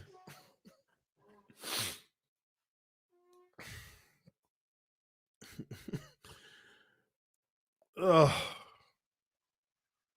right, man. Let me keep going because y'all get me started. Skylar Thompson has more upside than Tua. Sad. I was hopeful about McDaniel, but I realized he's doomed after I realized this. What's his defining characteristic? It's that Ramsey said first, weird. Yeah, he kind of weird. Yeah, I remember that. I'm starting to question the desire to win by players like Tua and Tyreek Hill. We should have never made that Hill trade. Tua is only in it for the money. I don't agree with it, Brian. The one thing, let me say this, and I mean this straight up, honestly, man. This ain't no hate. Y'all might actually appreciate it. I don't know. It depends on how you hear it. Tua want to win, bro. I don't think he doesn't not care. Remember he said that too? I don't not care. I don't know what that baby said. Y'all remember that, man? I don't know. I'm saying it wrong. And literally it was coming out of my mouth just now. And now I understand why he said it. It was the weirdest thing he said, but I just found myself saying it just now. He don't not care. Y'all remember he said that? Oh, like remember about him being wanted? I don't not feel, I don't know what this man said. But Tua want to win. Tua ain't never not want to be a winner, y'all. The problem I think goes on in Tua's head is the fact that he can't live up to the expectation that everybody low key is waiting on. Even his biggest fans, even the people in the room with him. Like, I know that I know, and this is a guess, but I'm saying I know. I feel that I know that this man is like, even my best friends and the people around me, they have me getting to this like level that I'm not coming up to yet. I keep doing flashy things and like, but what they actually expect of me, like what they want to see at least. Let me stop saying expect because they'll take anything from him. That's how crazy it is. But what they want to see from me, I haven't delivered. And people need to admit that. What you want to see from Tua, see, this ain't a debate on whether he will one day or not. But what you really, really want to see, he ain't live up to it. He don't know if he can live up to it. And I think that's what's bothering him. That's what's wrong with him. That's why sometimes he has that mentality of, I'm not Superman. I can't do more than my job. This is why he questions himself, because what people want to see from him, they don't tell him they want to see it, but he knows what they want to see. He knows when he was at his highest level in college, what he was doing and what it felt like. He knows what it feels like to get love, but it's still kind of like, we love you. Go prove it. He knows that it's still prove mode, and he's trying to get out of prove mode. And in order to get out of prove mode, you got to be that level that everybody want to see. You show flashes of it here and there, but in the big moments, you ain't even close. And even his biggest supporters, deep down, they feel this. Tua in the ears and the people that love him and lie for him and stick up for him, they know this. They'll never admit it, but they know it deep down inside. There's a level that they want to see, and he ain't achieved that yet. But they won't just admit he ain't achieved it, but I believe he will. They don't realize it's fine to say that, but they'll suppress that. They'll suppress that. What they want to see from him, he has yet to show them. Certainly not on a consistent basis. Certainly not against the best competition. Certainly not when it mattered the most, like the national championship, throwing the pass to win the game. They ain't had that kind of moment other than the Baltimore game in week 2 of a regular season. They haven't had that. And they want that in a moment so bad, and they want it to mean something, be for something, and be an accomplishment. That's why everything that goes in his favor, they hold on to and amplify. Y'all think it's a game. Watch when you get that Miami Dolphins Tua Tagovailoa reach a multi-year deal. They gonna go insane, not because they feel like he's done something. They're going to be happy that he gets more time to please give me that feeling again. That's all. Jordan's been fighting for time for 4 years. That's all. When they picked up that 5th year, they celebrated. You saw him last year. What they fighting for is time, because they're like, the more time we can get him, the more we can root for him to just give us what we looking for. You ain't quite giving it to us, but we know it's there. But until you do it, we going to defend you to the death. We got your back, but come on, bruh. Come on. Do you know how many times we've had your back, and then we put you right in the position to say, if you go do it today, we won. And he slap him right in the face. He bombs it. And they go right back into campaign mode, and they get him right in that position. This is your moment. You get another chance. And he slaps him right in the face. And he bombs it. And he don't just bomb it. He bombing bad. They go missing. They regroup. They go into darkness retreats. They go on their conventions. Then they come back. You got another moment. Just do come on, man. This is what's happening in Miami. His biggest fans, they're really just trying to buy time. That's why they waiting. Hopefully he do a deal. They don't care if Tua honestly get a 5-year, $100 million contract. It's 5 years. It's 5 years. If the Dolphins came back and said, we just extended Tua 5 years, $100 million, they be going insane. And you know what? They'll hide the money amount by saying he took a team-friendly deal. That's what he does. That's how great he is. They just care about the 5 years deep down. The money part is embarrassing, so they'll try to say he took a team-friendly deal. That's what they're going to say anyway if he don't get Herbert or Burrow money. That at least it was better than them. We're not going to be like them. They are only trying to buy time. And I don't know why they're stressing. Because Greer and Ross been on your side since day one. So he gonna get the money. He gonna get the deal. And you gonna have more time to hope that he gives you that moment. Now, if he give it to you or not, that's what we all waiting on. I'm waiting on it too. I'm waiting on it too. I am waiting on him to have that moment. In a big moment where it matters and it means something, i.e. the playoffs, i.e. winning you're in against a good team.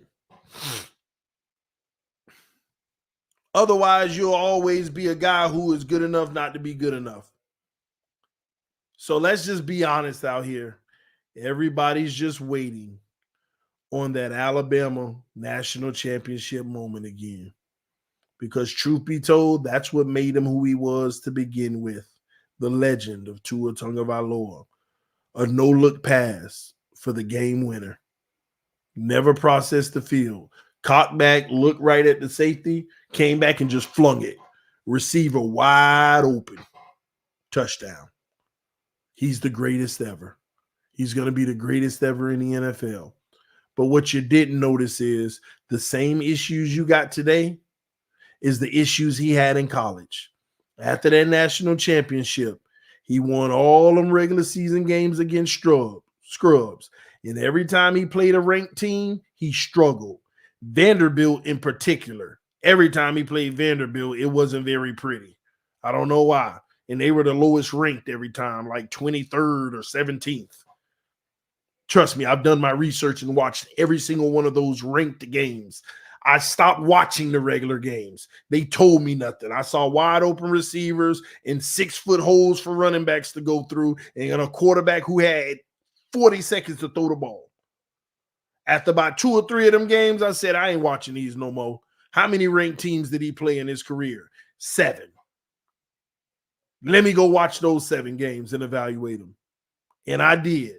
And I saw night and day in them 7 games versus all them other games. Night and day. That's where the issues showed up. Oh, this who he is. I ain't seen none of these attributes in them other games. Now I'm seeing the issues. And even in those games, it was a lot of easy stuff. But I saw a little resistance, and you could see where the flaws would be. And every flaw I saw then are the ones he's still dealing with today. The ones he's still dealing with today. This wasn't nothing new. But it didn't matter what you saw in college because what was around him, they were always going to have a contending team. And he won that national championship off of that miraculous play. So it didn't matter. That had blinded people from day one. From truly being objective about who he was as a player.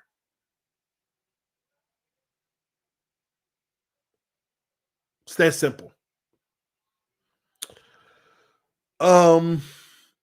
Why won't Tua bet on himself the way Wilkins did? Well, who said he won't? We don't know the situation. I think they're going to give him the money anyway. It doesn't matter. He's going to get the money. He's going to get a contract, y'all. I done been telling y'all this for a year now. They going to pay him. I'd be shocked if they didn't. I'd be shocked if they did the right thing and made him play his 5th-year option. For the first time, I would be able to say, now you're being wise. Not to say he still can't earn the long term, but it's the dumbest thing to do based off of everything that's happened to lock him down long term when you still got a 5th-year option to see. Think about it. You're going to probably get this man $50 million. Whether we like it or not, all the dispute out here, you're going to give him $50 million. No matter what he do next year, it ain't going to be that much more than that.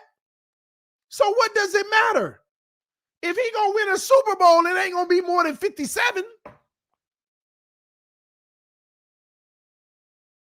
It ain't going to be more than setting the market. The most it could go up next year if he won a Super Bowl is 56 or 57.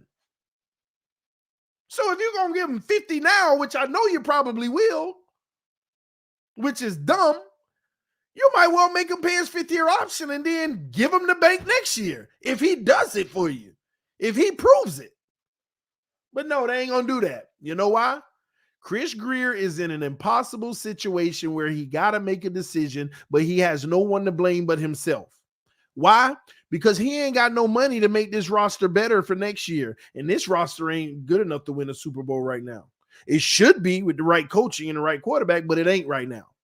So he's going to be forced to give Tua a contract just so he can save some money to be able to afford talent.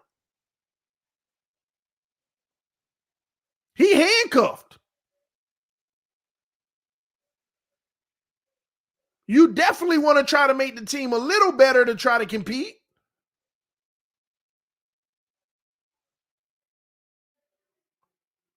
But you can't do that unless you save money in certain areas. He's stuck. That's why I know we going to pay Tua. And he going to pay him not even wanting to deep down, but he know he got to. If he doesn't, then he needs to be even smarter and be drastic and trade Tyreek, go ahead and start moving some of these pieces. Because what you bet not do is make Tua play on the 5th year and don't make the team any better because you're really just wasting a year anyway. You got to make it better around him.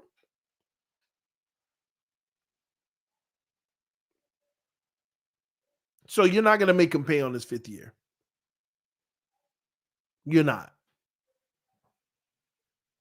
He'll get paid. And instead of Tannehill's situation in 7 years, we might have to live with Tua in 8 years.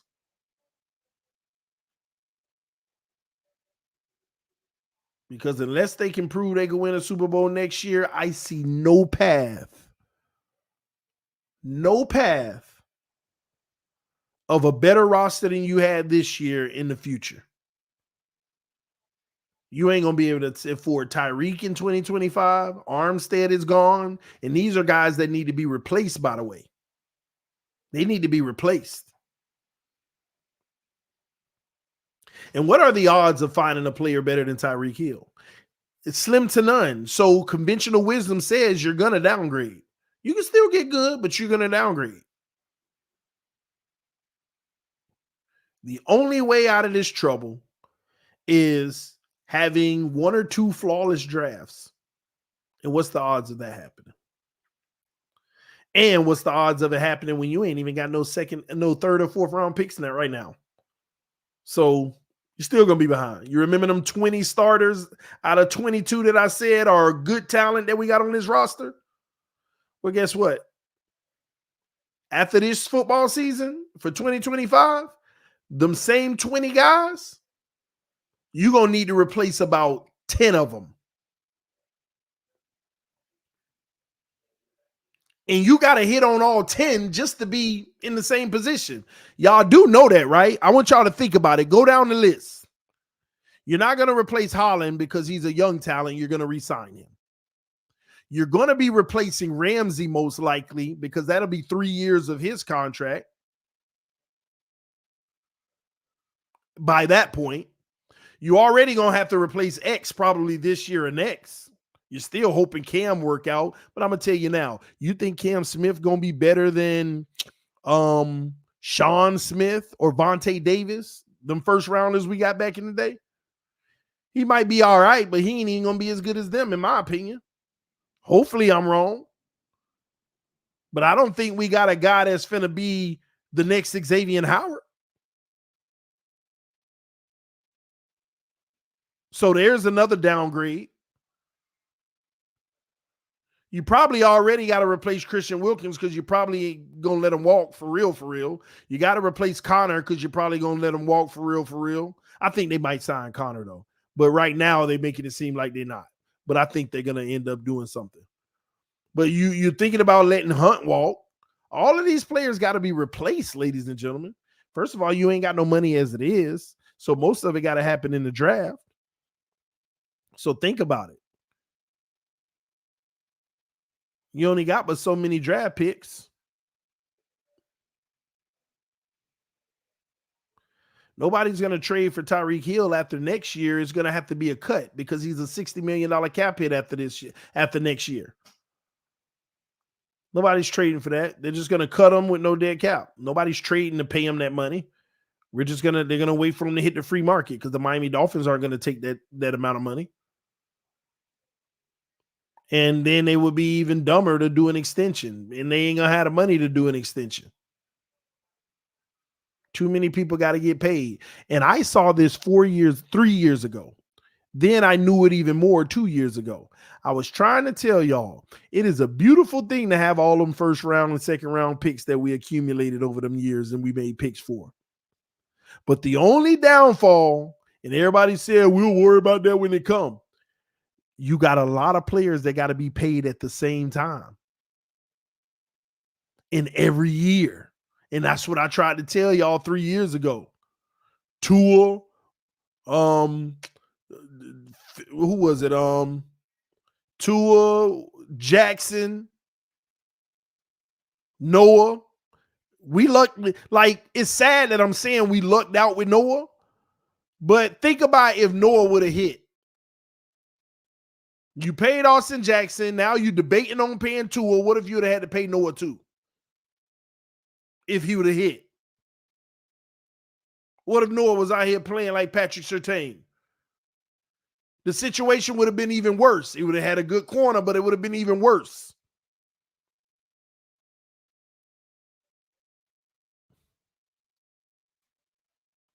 It's not a good problem. What you really want to happen is have a balanced team and stagger your picks. People don't understand that. You want to stagger your picks. You don't want to have 3 first-round picks this year, 3 first-round picks the next year. You can't even survive that way from a financial standpoint unless you're drafting their replacement and you're doing well. But we don't do that. We got to go pay for players because we keep failing in the draft.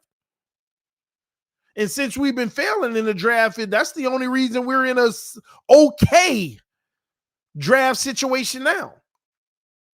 Could you imagine if some of the players back then would have worked out, some of them middle round players that's no longer on the team? We'd have had to pay them.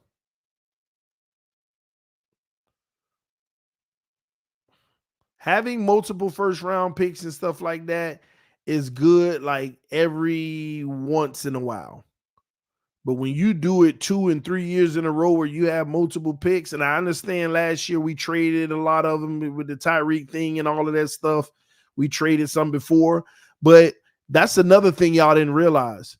Greer had to trade them picks because we weren't going to be able to survive later down the road trying to use them.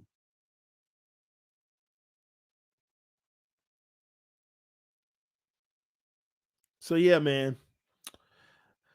Let me get up out of here because it's 1:51, an hour and 51 minutes, and I was supposed to do an hour, and the wife still ain't coming here and give me a crazy look. TD, what's your schedule tomorrow? 3 p.m. BetUS, later on round table. When do you go over film on your channel? I'm going to try my best to do it early because I got a doctor's appointment early, and I'm hoping to be back by like 11, but if I'm not and it takes longer for whatever reason, then I'm screwed. I might have to wait to Thursday. But my schedule tomorrow is BetUS TV at 3 p.m. Then I got the NFC North Roundtable at 6:15 till 7:30. And then at 7:30, 7:45 or 8 o'clock, we got the AFC East Roundtable. And y'all know that go by 2-3 hours every Wednesday night. So I'll be tired then, so I'm going to try to do it early day. If I don't do it, it's only because I got caught at the doctor's appointment too long. It's that simple. All right. But if I don't do it, guaranteed Thursday because my schedule frees up a lot more. Okay. You got 4 streams tomorrow, TD. Yeah. I got a lot. I be doing a lot of streams y'all ain't be knowing I be doing. Then Bleacher Report on some, so I mean, I know it don't seem like I be live as much, but I am gonna say this though. Y'all come show your love and support on BetUS TV next week on Monday because we, especially the first show, we wanted to be a hit. If y'all can come 3 o'clock every day, Monday through Friday, what some of y'all don't realize, we have a show. We've been like, we got picked up. This isn't a, hey, can you come do an episode for us? No, our agent has been working on this for a while. BetUS is trying to expand their network, and we got a show. They picked us up for a show, me, Dan, and Richie. So contractually and everything. So it's no different from ESPN, but it's just BetUS, not on that, whatever. So we've been picked up to do the show, and we'll be signing and everything this week, and I'm excited about it. So Monday through Friday, 3 p.m. to 4 p.m. every weekday. Every weekday. The show is called The Huddle. The Huddle. All right. So y'all come through, show your love and support. But yeah. So next week. 1, 2, 3, have fun. Y'all crazy. I don't buy he's getting an extension. They try getting his replacement at least twice. Only reason he does would be because Greer don't care and knows he's gone after this year when we clean house. I'm going to elaborate on that in a second. JD the Great, shout out to you, man. He said, great job, TD. Love this show. Thank you, brother. Listen, how can I get a TD Fans Talk T? You can go to the merch store, but I'm finna revamp that whole thing. So I would say hold off for me, all right? But let me say this about Johnny, your comment. Here's another reason why I know Greer is gonna sign him long term. Sometimes we forget the biggest factor with Greer. Greer not worried about his job, y'all. Greer's not worried about his job, losing it. Y'all do know why, right? We're not going to ignore that there is a lawsuit against the Miami Dolphins in the NFL right now. Greer has all the leeway he wants because he knows all the facts behind everything that transpired.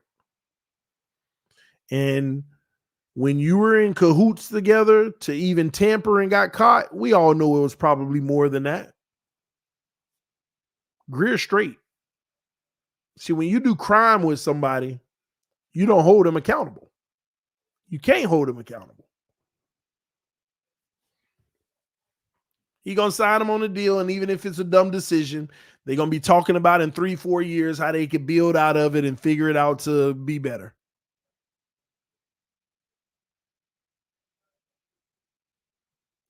You can't fire the man who know where the body's built, buried. You in it together. He ain't getting fired. Another reason why I feel like we're gonna sign the long-term contract, because the right thing to do is not sign it. And I have zero faith in them. I want to be pleasantly shocked if they force him to play on a 5th-year option. I want to be shocked. Because that ain't happening. So now I've created this thing in me where they can't do the right. They're incapable of doing the right thing. So what's the wrong thing? That's what they're going to do. That's what they're going to do. So don't ever think I'm advocating to go ahead and sign them, even to save cap space. It's dumb. You're handicapping yourself. You give them that money, there ain't no other option. You're not gonna have a $50 million quarter. Like, think about it. And once again, and I'll say this in this conversation tonight. No matter what side of the spectrum you're on, all I ask is people to be mature and answer all the questions. And the question I want to ask people is this. The people that say extend to him, give him his money, he's earned it.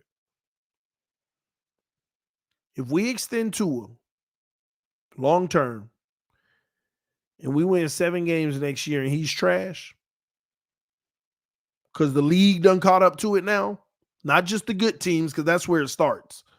And the league done caught up to him and he played horrible, 15th to 25th ranked quarterback, maybe even worse, whatever. How do you get out of that situation then? What do you do if you're the Miami Dolphins? What do you do? And nobody got that answer, because the answer is you're stuck. At least 2 more years. You're stuck. But people don't care about that. You know why? Because all they want is him to have as much time as possible.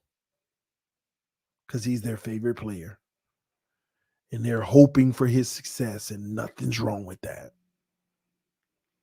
But as a fan of the team and not just the player,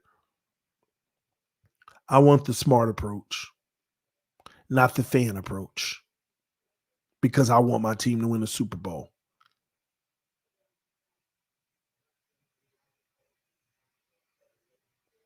There lies the difference.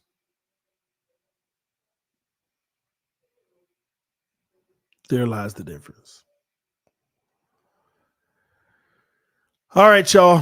Thank y'all so much for tuning in to TD Fans Talk, home of the real Miami Dolphin fans. Hopefully, y'all enjoyed the show. I know I've been a little crazy tonight, but I appreciate the love, appreciate the support. As always, hit that like button. Let your friends and family members know about the channel as well. We're literally only 150 subscribers away from 29,000, which is insane. Yeah.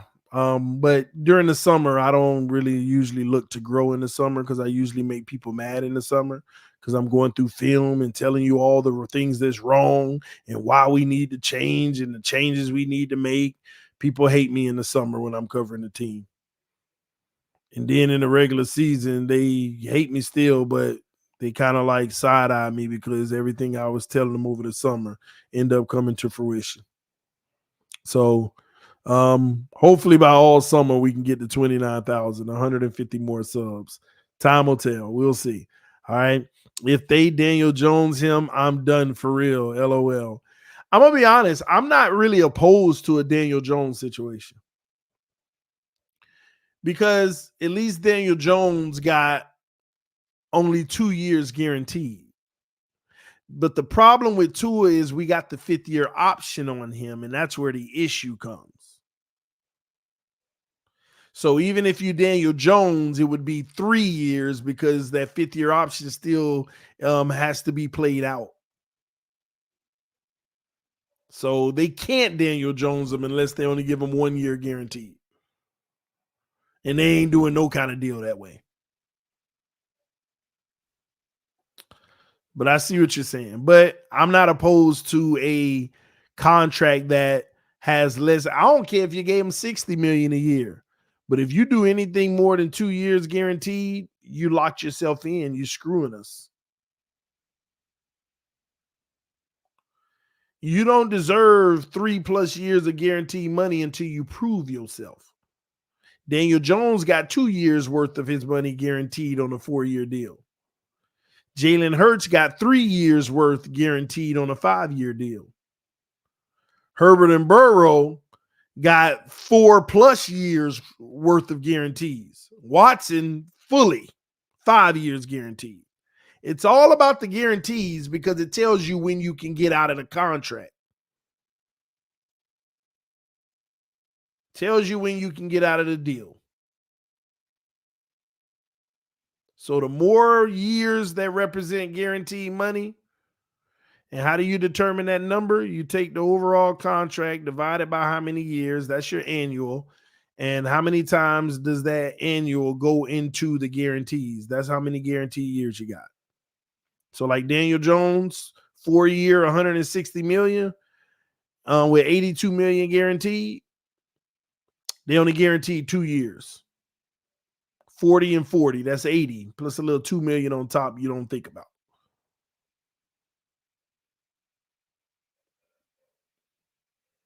So that's what it's about. All right, y'all. Again, I got to get up out of here. Love y'all. Appreciate y'all. Fins up no matter what. Y'all stay blessed, and thank y'all for all the love and support. I will see y'all tomorrow one way or another. Fins up no matter what. Peace. I am out. Oh, one more real quick. If they Daniel Joe already read it. All right, y'all. I'm out of here.